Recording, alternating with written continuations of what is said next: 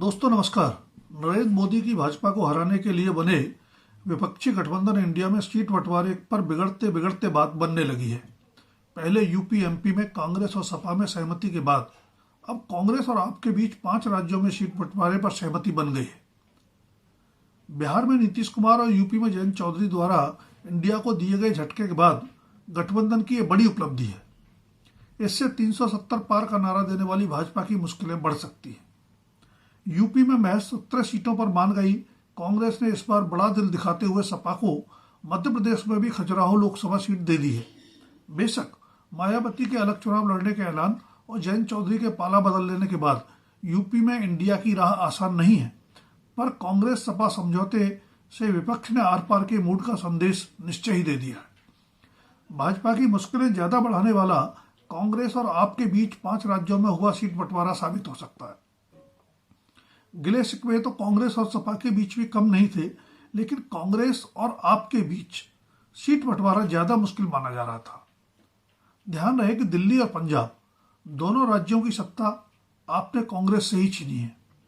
सच यह भी है कि गोवा और गुजरात चुनाव में आपकी मौजूदगी से कांग्रेस को भारी नुकसान हुआ, जिससे भाजपा की राह बहुत आसान हो गई। गुजरात विधानसभा चुनाव में तो भाजपा ने रिकॉर्ड जीत हासिल की और कांग्रेस ने अपने इतिहास का सबसे शर्मनाक प्रदर्शन किया, क्योंकि आपको मिले वोट प्रतिशत में अचानक उछाल आया। इसके बावजूद कांग्रेस और आपने न सिर्फ दिल्ली बल्कि गुजरात, हरियाणा, चंडीगढ़ और गोवा में भी समझौते का ऐलान कर एक तरह से भाजपा के विरुद्ध आर पार की जंग का ऐलान कर दिया है। खास बात यह है कि समझौते का ऐलान किए जाने से एक दिन पहले 23 फरवरी को ही आपके 3 बड़े नेताओं आतिशी, सौरभ भारद्वाज और संदीप पाठक ने एक संयुक्त प्रेस कॉन्फ्रेंस कर नरेंद्र मोदी सरकार पर पार्टी संयोजक अरविंद केजरीवाल की गिरफ्तारी की साजिश रचने का आरोप लगाते हुए यह भी खुलासा किया था कि आप पर कांग्रेस से गठबंधन न करने यानी इंडिया गठबंधन छोड़ने का दबाव बनाया जा रहा है। 24 फरवरी को कांग्रेस और आपकी संयुक्त प्रेस कॉन्फ्रेंस में किए गए ऐलान के मुताबिक दोनों दलों में सिर्फ दिल्ली में ही नहीं बल्कि 5 राज्यों में समझौता हो गया है। दिल्ली में आप नई दिल्ली, पश्चिमी दिल्ली, दक्षिण दिल्ली और पूर्वी दिल्ली की 4 लोकसभा सीटों पर चुनाव लड़ेगी, जबकि कांग्रेस चांदनी चौक, उत्तर पूर्वी दिल्ली और उत्तर पश्चिमी दिल्ली की 3 सीटों पर।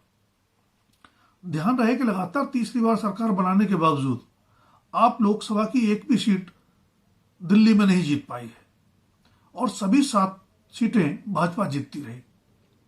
कांग्रेस आप समझौते के बाद भाजपा के लिए सभी 7 सीटें जीतना मुश्किल होगा। इसी तरह गुजरात की भी सभी 26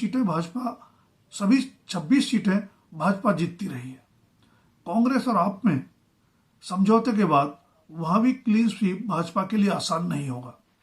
गुजरात में कांग्रेस 24 तो आप भरूच और भावनगर की 2 सीटों पर चुनाव लड़ेगी। गोवा की दोनों सीटें कांग्रेस के लिए छोड़ दी गई हैं। सबसे हैरानी की बात है हरियाणा में हुआ सीट बंटवारा, क्योंकि निर्मल सिंह, चित्रा सरवारा और अशोक तंवर के पार्टी छोड़ जाने के बाद कोई ऐसा जनाधार वाला नेता आप में नहीं बचा है जो लोकसभा चुनाव लड़ सके। फिर भी कांग्रेस ने उसे कुरुक्षेत्र की सीट दे दी है, तो यह साफ है कि बड़े उद्योगपतियों में शुमार नवीन जिंदल इस बार भी लोकसभा चुनाव के रण में नहीं उतरेंगे। शायद कुरुक्षेत्र के एवज में ही आपने चंडीगढ़ की एकमात्र लोकसभा सीट कांग्रेस के लिए छोड़ दी है। आपको याद होगा कि इंडिया बनने के बाद पहला चुनावी मुकाबला चंडीगढ़ के मेयर पद के लिए ही हुआ था, जिसमें कांग्रेस और आपके ज्यादा पार्षद होने के बावजूद रिटर्निंग ऑफिसर अनिल मसीह ने उनके पक्ष के 8 वोट अवैध घोषित कर भाजपा का मेयर उम्मीदवार विजयी घोषित कर दिया था। मामला सुप्रीम कोर्ट तक पहुंचा, जिसने इसे लोकतंत्र की हत्या करार दिया और अंततः सभी वोटों की गिनती के आधार पर मेयर पद कांग्रेस आप गठबंधन यानी इंडिया को मिल गया।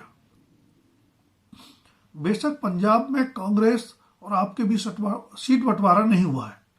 शायद यही राजनीतिक समझदारी भी है, क्योंकि आप वहां प्रचंड बहुमत के साथ सत्तारूढ़ दल है तो कांग्रेस मुख्य विपक्षी दल।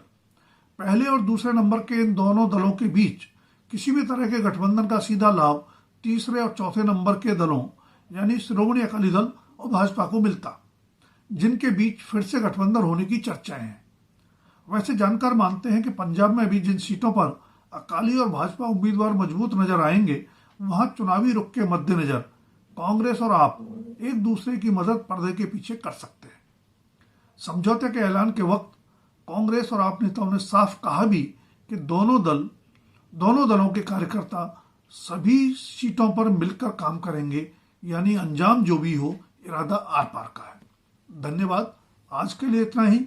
जल्द फिर मिलेंगे किसी नए विषय के साथ।